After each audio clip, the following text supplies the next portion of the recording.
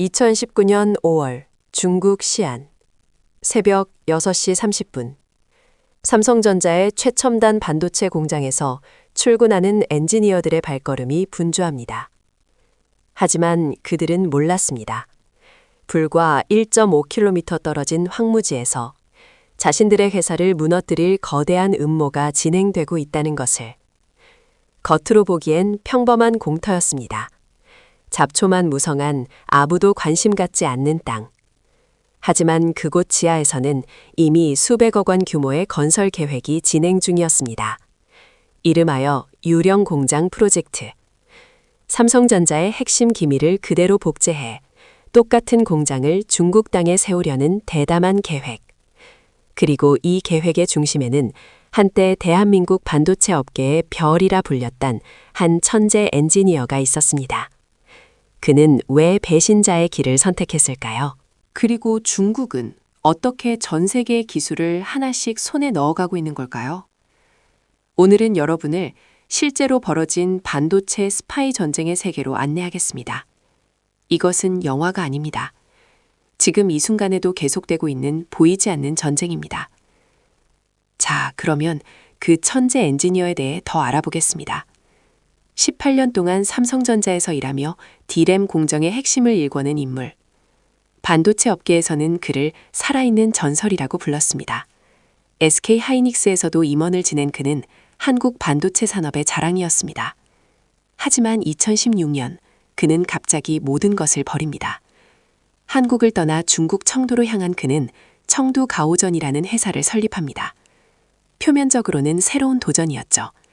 하지만 그 이면에는 상상을 초월하는 계획이 숨어 있었습니다. 그는 가만히 앉아있지 않았습니다.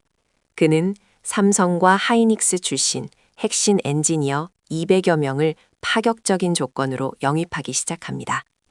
연봉은 한국의 2배에서 3배, 스톡옵션과 주택, 자녀 교육비까지 모두 지원, 거절하기 힘든 제안이었습니다.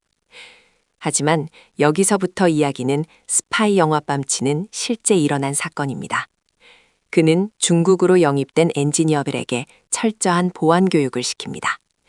첫 번째 규칙, 국가정보원이 항상 당신 주변에 있다고 가정하라. 두 번째 규칙, 절대 회사 이름을 밝히지 마라. 세 번째 규칙, 한국에 있는 가족과 통화할 때도 업무 내용은 일체 언급하지 마라. 그리고 가장 소름 끼치는 것은 바로 이것이었습니다. 만약 검거 위기에 처하면 서로에게 4개의 하트 기호로 구성된 암호 메시지를 전송하라는 지시. 이 간단한 기호가 모든 증거를 폐기하고 즉시 도주하라는 뜻이었습니다. 하지만 이 스파이 작전은 그리 오래 가지 못했습니다. 2019년 한국 검찰은 마침내 이 조직을 급습합니다. 압수된 문서에서 발견된 것은 충격적이었습니다. 삼성전자 시안 농장의 설계도가 그대로 복제되어 있었던 것입니다. 공정 순서, 장비 배치, 심지어 건물의 층별 구조까지 완벽하게 일치했습니다. 만약 이 공장이 완성되었다면 어떻게 되었을까요? 전문가들은 대한민국 반도체 산업이 치명타를 입었을 것이라고 말합니다. 삼성이 20년 동안 수조 원을 투자해 쌓아올린 기술이 중국에서 단 몇 년 만에 복제되는 순간이 올 뻔했던 것입니다. 하지만 이 천재 엔지니어의 이야기는 시작에 불과했습니다. 그는 단지 거대한 중국의 기술 유출 작전 네트워크의 하나의 점이었을 뿐이니까요. 중국 제조 2025. 혹시 이 단어를 들어보셨나요? 2015년 시진핑 주석이 직접 발표한 이 국가 전략은 겉으로는 단순해 보입니다. 2025년까지 중국을 제조 강국으로 만들겠다는 목표. 하지만 그 이면에는 전 세계를 뒤흔들 야심이 숨어 있었습니다. 반도체, 인공지능, 로봇, 항공우주, 신소재. 10대 핵심 산업에서 중국은 자금률 70%를 목표로 설정합니다. 그리고 이를 달성하기 위해 투입된 예산은 무려 3천억 달러, 우리 돈으로 약 4천조 원입니다. 문제는 이 돈이 어떻게 쓰였느냐는 것입니다. 중국은 천인계획이라는 교묘한 프로그램을 가동합니다. 표면적으로는 전 세계의 우수한 과학자들을 중국으로 초청해 연구를 지원하겠다는 아름다운 국제협력 프로젝트였죠. 하지만 실상은 달랐습니다. 미국 FBI는 이를 역사상 가장 큰 규모의 지적재산권 절도라고 규정합니다. 왜일까요? 천인계획에 참여한 과학자들은 이중 생활을 하게 됩니다. 낮에는 미국이나 유럽의 대학에서 국가 연구비를 받아 연구하고 밤에는 그 연구 결과를 중국에 몰래 전송하는 것입니다. 2019년 하버드 대학교 화학과 학과장이었던 찰스 리버 교수가 체포됩니다. 그는 미 국방부로부터 1,500만 달러의 연구비를 받으면서 동시에 중국 우한 공과대학으로부터 매달 5만 달러를 받고 있었습니다. 그의 임무는 하버드의 최신 나노기술 연구를 중국과 공유하는 것이었습니다. 이것은 빙산의 일각입니다. 미국 법무부의 조사에 따르면 2018년부터 2022년까지 체포된 중국 관련 산업 스파이 사건만 1,400건이 넘습니다. 이것은 FBI가 10시간마다 새로운 사건을 열고 있다는 뜻입니다. 그리고 가장 극적인 사건이 2018년 7월에 터집니다. 샌프란시스코 국제공항. 베이징행 비행기에 탑승하려던 한 남성이 FBI에 체포됩니다. 그의 이름은 샤오랑 장. 애플의 자율주행차 프로젝트 타이탄의 핵심 엔지니어였습니다. 그의 가방에서 발견된 것은 애플 내부에서도 2,700명의 특별 승인된 직원만 접근할 수 있었던 자율주행 시스템의 설계도, 테스트 데이터, 그리고 심지어 실험용 센서까지 들어 있었습니다. 그는 이 모든 것을 중국의 전기차 스타트업 샤오펑에 넘기려던 참이었습니다. 재판에서 밝혀진 사실은 더욱 충격적이었습니다. 장은 애플을 그만두기 전 마지막 몇 주 동안 회사 서버에 접속한 횟수가 평소의 35배로 급증했습니다. 그는 밤낮 없이 데이터를 다운로드하고 있었던 것입니다. 판사는 그에게 징역 120일을 선고하며 이렇게 말합니다. 당신은 신뢰를 배신했습니다. 하지만 중국의 손길은 여기서 멈추지 않습니다. 그들의 목표는 훨씬 더 깊은 곳에 있었습니다. 네덜란드의 작은 도시 펠트호번. 이곳에 전 세계 반도체 산업의 심장부가 있습니다. ASML 들어보셨나요? 이 회사는 반도체 제조에 필수적인 극자외선 노광 장비를 독점적으로 생산합니다. 이 장비 하나의 가격이 얼마인지 아십니까? 2천억 원입니다. 여객기 한 대 값입니다. 그리고 이 장비 없이는 최첨단 반도체를 만들 수 없습니다. 삼성도, 인텔도, TSMC도 모두 이 장비에 의존합니다. 즉, ASML은 전 세계 반도체 산업의 목줄을 쥐고 있는 셈입니다. 중국도 이를 알고 있었습니다.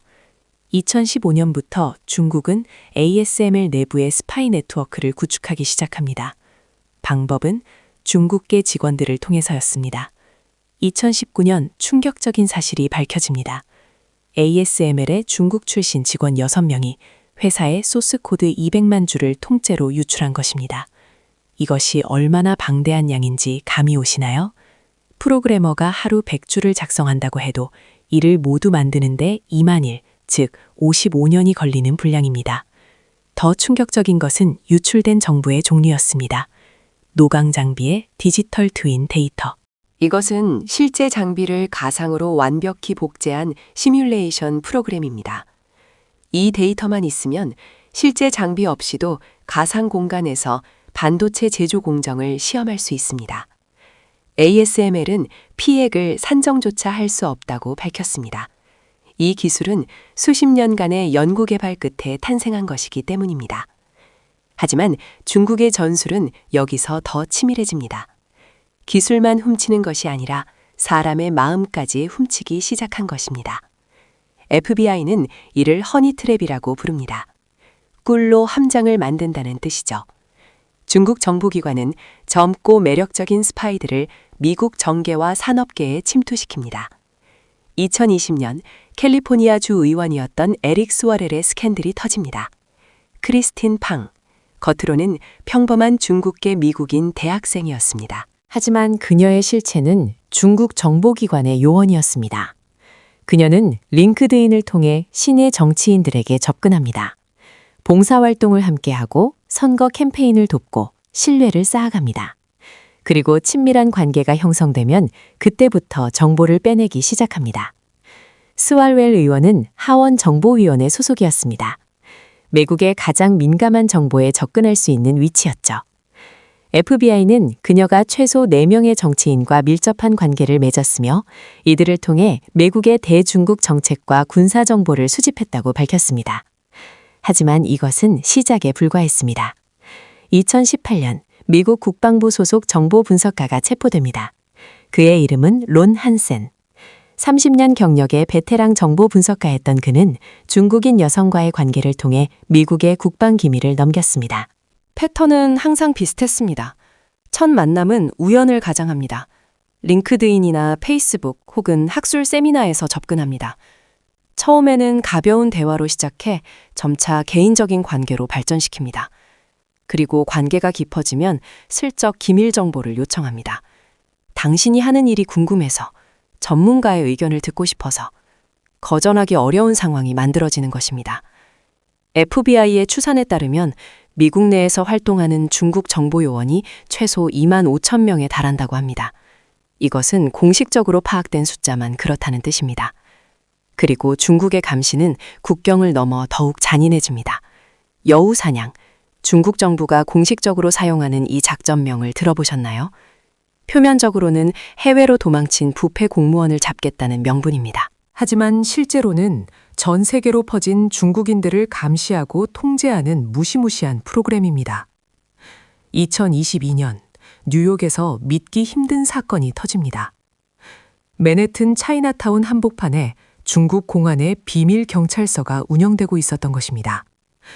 겉으로는 평범한 사무실이었지만 내부에서는 미국에 거주하는 중국인 반체제 인사들을 감시하고 협박하는 일이 벌어지고 있었습니다. 어떻게 이런 일이 가능했을까요? FBI의 조사 결과는 충격적이었습니다. 전 세계 53개국에 100개 이상의 이런 비밀 거점이 있었던 것입니다. 캐나다, 영국, 독일, 일본, 한국, 중국의 감시망은 지구 전체를 덮고 있었습니다. 그들의 수법은 잔인했습니다. 2020년 캐나다의 망명한 중국 출신 과학자에게 이상한 전화가 걸려옵니다. 전화를 건 사람은 그의 형제였습니다. 하지만 목소리는 떨리고 있었죠. 동생아, 제발 중국으로 돌아와. 어머니가 위독하셔. 하지만 그것은 거짓말이었습니다. 며칠 후 다시 전화가 옵니다. 이번에는 낯선 남자의 목소리였습니다. 당신에게는 2가지 선택이 있습니다. 자살하거나 귀국하거나. 선택하지 않으면 가족이 선택하게 될 것입니다. 중국에 남은 가족을 인질로 삼는 것입니다. 2023년 영국에서 활동하던 중국 출신 인권운동가가 의문의 자동차 사고로 사망합니다. 경찰은 단순 사고로 결론 내렸지만 그의 동료들은 다르게 생각했습니다. 사고 직전 그는 여러 차례 협박 메시지를 받았기 때문입니다. 그리고 이런 억압은 기술자들에게도 마찬가지로 적용됩니다. 중국의 반도체 기업에서 일하다가 미국으로 건너간 엔지니어가 있었습니다. 그는 미국 기업의 좋은 조건을 받아들여 이직했습니다. 합법적인 이직이었죠. 하지만 며칠 후 중국에 있는 그의 아내에게 공안이 찾아옵니다. 남편분께 전해주세요. 한 달 안에 돌아오지 않으면 부모님의 연금이 중단될 것입니다. 이것은 협박이 아닙니다. 실제로 집행되는 처벌입니다. 중국은 2017년 국가정보법을 제정합니다. 이 법의 7조는 이렇게 규정합니다. 모든 중국 시민과 조직은 국가정보 업무를 지원할 의무가 있다. 무슨 뜻일까요? 전 세계 어디에 있든 중국 국적을 가진 사람은 정보기관의 요청을 거부할 수 없다는 뜻입니다. 거부하면 본인뿐만 아니라 중국에 있는 가족까지 처벌받습니다. 화웨이에서 일하는 엔지니어가 해외 출장을 갑니다. 거기서 서방 기업의 기술자와 친해집니다. 그러면 귀국 후 정보기관에서 연락이 옵니다. 그 사람과 계속 연락하세요. 그리고 당신이 알게 된 정보를 보고하세요. 거부하면 승진이 막히고 최악의 경우 직장을 잃습니다. 이것이 중국이 전 세계 기술을 빨아들이는 또 하나의 방법입니다. 법으로 모든 국민을 스파이형 만드는 것입니다. 하지만 여기서 우리는 질문을 던져야 합니다. 중국은 수조 원을 투자했습니다. 전 세계의 설계도를 훔쳤습니다. 최고의 엔지니어들을 영입했습니다. 그런데 왜 왜 중국의 반도체 자금률은 여전히 20%에 머물러 있는 걸까요? 2023년 기준 중국이 수입하는 반도체는 4,300억 달러 규모입니다. 이것은 석유 수입액보다 많습니다. 반도체가 중국에게는 석유보다 중요한 자원이 된 것입니다. 그렇다면 무엇이 문제일까요? 전문가들은 레시피와 요리의 차이를 이야기합니다. 미슐랭 3스타 레스토랑의 레시피를 훔쳤다고 해서 당신이 같은 맛을 낼 수 있을까요? 레시피에는 쓰여있지 않은 것들이 있습니다. 불의 세기를 조절하는 감각, 재료의 미묘한 변화를 알아채는 경험, 수천 번의 쉔페 끝에 체득한 노하우. 반도체도 마찬가지입니다. 삼성전자가 공개하는 특허는 수만 건입니다. 공정 과정도 어느 정도 알려져 있습니다. 하지만 그것만으로는 반도체를 만들 수 없습니다. 가장 중요한 것은 수율입니다. 수율이란 무엇일까요? 한 장의 실리콘 웨이퍼에서 정상적으로 작동하는 칩이 얼마나 나오는지를 나타내는 비율입니다. 삼성전자의 최신 공정 수율은 90%입니다. 100개를 만들면 90개가 정상 작동한다는 뜻입니다. 이 수율을 달성하기까지 20년이 걸렸습니다. 중국의 최대 반도체 기업 SMIC의 수율은 얼마일까요? 70%입니다. 겨우 20% 차이라고요? 아닙니다. 이 20%가 모든 것을 결정합니다. 반도체 산업에서는 수율 80%가 손익분기점입니다. 80% 이하에서는 돈을 벌 수 없습니다. 장비 가격이 너무 비싸고 재료비가 너무 높기 때문입니다. 70% 수율로는 만들면 만들수록 적자입니다. SMIC는 2022년 한 해 동안 수십억 달러의 적자를 기록했습니다. 중국 정부의 보조금이 없었다면 진작 문을 닫았을 것입니다. 그런데 왜 수율을 올리지 못하는 걸까요? 수율은 암묵지의 영역이기 때문입니다. 문서로 전달할 수 없는 지식입니다. 오직 수만 번의 시행착오를 통해서만 얻을 수 있는 경험입니다. 예를 들어 볼까요? 반도체 공정 중에 식각 과정이 있습니다. 화학물질로 실리콘을 깎아내는 과정입니다. 설계도에는 온도 350도, 압력 2기압, 시간 30초라고 쓰여 있습니다. 하지만 실제로는 이보다 훨씬 복잡합니다.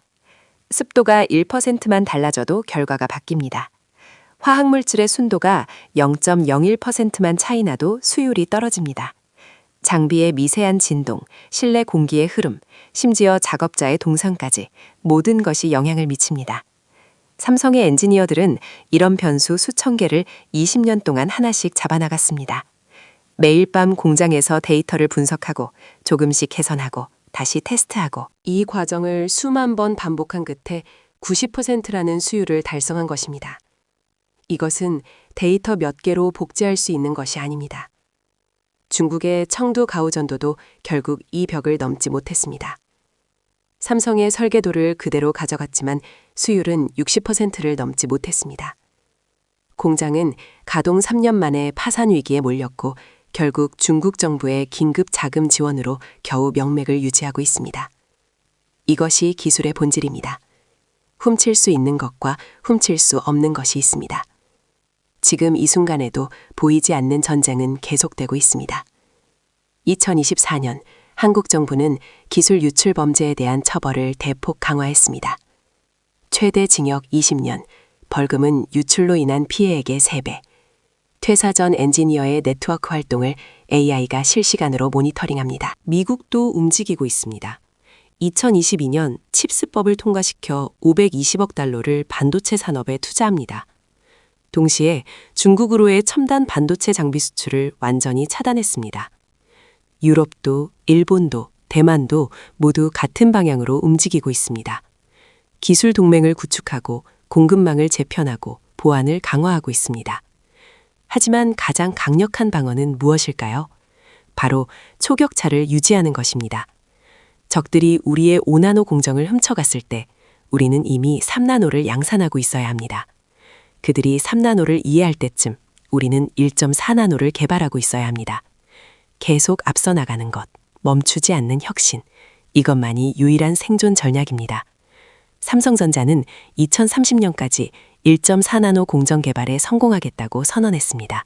SK 하이닉스는 AI 전용 반도체 HBM4 개발에 박차를 가하고 있습니다. 우리가 누리는 스마트폰, 노트북, 자동차, 모든 전자기기 속에는 수많은 엔지니어들의 땀과 눈물이 들어 있습니다.